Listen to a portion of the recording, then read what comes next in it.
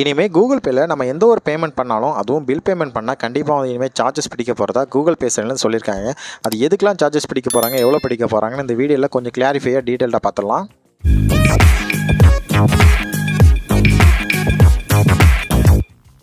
மோஸ்ட்டாக நம்ம ட்ரான்சாக்ஷனுக்கு Google Pay, PhonePe, Paytm இந்த 3 தான் வந்து நம்ம அதிகமாக யூஸ் பண்ணிகிட்ருக்கோம். காரணம் என்னென்னா வந்து சார்ஜஸ் எதுவும் பிடிக்க மாட்டேங்காங்க, அதனால் ஃப்ரீயாக பண்ணிகிட்ருக்கோம். ரீசார்ஜுக்கு மட்டும் அவங்க வந்து இப்போ இந்த கன்வென்ஸ் ஃபீ அப்படின்னு பிடிக்காங்களா, அதனாலுமே சரி மக்கள் எல்லாம் உஷாராக என்ன பண்ணிட்டாங்க, அந்தந்த உரிய நெட்வொர்க்கே தனித்தனி ஆப்பை வந்து யூஸ் பண்ண ஆரம்பிச்சிட்டாங்க ரீசார்ஜுக்கு. இதை தவிர வந்து நம்ம வந்து என்ன பண்ணுவோம், பில் பேமெண்ட்ஸு, டிடிஹெச் ரீசார்ஜ் இந்த மாதிரி நிறைய இதுக்கு வந்து நம்ம வந்து ஃப்ரீயாக வந்து யூஸ் பண்ணிட்டு இருந்தோம்ல, அதுக்கு இப்போ ஆப்போசிட்டானுங்க.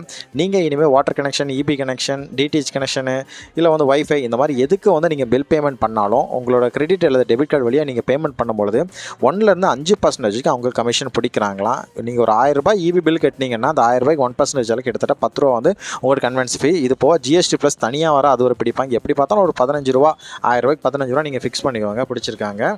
என்றைக்கு வந்து இவங்க இந்த கூகுள் பே, ஃபோன்பேயில் அதிகமாக நம்ம நார்மலாக பணம் அனுப்புறதுக்கு ட்ரான்சாக்ஷனுக்கு ஃபீஸ் வந்து எடுக்க வைப்பாங்களோ அன்றைக்கி வந்து இந்த டிஜிட்டல் பேமெண்ட் இருக்காது, கையில் தான் கண்டிப்பாக மாற்றி விடுவாங்க. அதே மாதிரி இதுக்குமே சரி இனிமேல் யாரும் வந்து இந்த ஆன்லைனில் வந்து டிஜிட்டல் பேமெண்ட் வந்து யாரும் பண்ண மாட்டாங்க. ஏன்னா காரணம் கன்வென்ஸ் ஃபீஸ் பிடிக்கிறனால டேரெக்டாக போய்ட்டு அந்தந்த அஃபிஷியல் ஆப்லேயே போய்ட்டு அவங்க பண்ணுவாங்க. இது இன்னும் கூகுள் பே, ஃபோன் காரங்களுக்கு சரியாக தெரியாமல் இருக்குது.